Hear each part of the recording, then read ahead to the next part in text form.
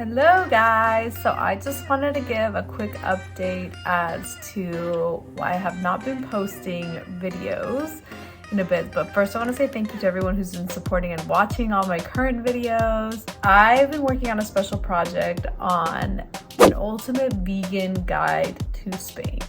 And it is so exciting for me to do this because I did a lot of research going to eat in Spain, seeing where the best spots were, how to get to certain cities, the logistics, how many days you should stay in each city, you know, so like all these little things, making Google Maps, like I've done all of this and I just want to be able to put it out there, but it's very time consuming. So I told myself I'm going to work on this project before I start editing videos. However, there's a lot of exciting content coming up. For example, I still need to put out one of the best vegan ice cream shops in Portland, Oregon, a vegan guide to Seattle, Washington. I'm going to Vegas this weekend, so I'm going to be filming where to eat vegan food on the strip, just that kind of stuff. And I have an upcoming trip to Europe, so you best believe I'm going to be making some content there. So there's a lot of exciting content coming up. I just need to schedule up the time for editing, but that's why there's been a delay in posting. So I'm hoping to start back posting by June.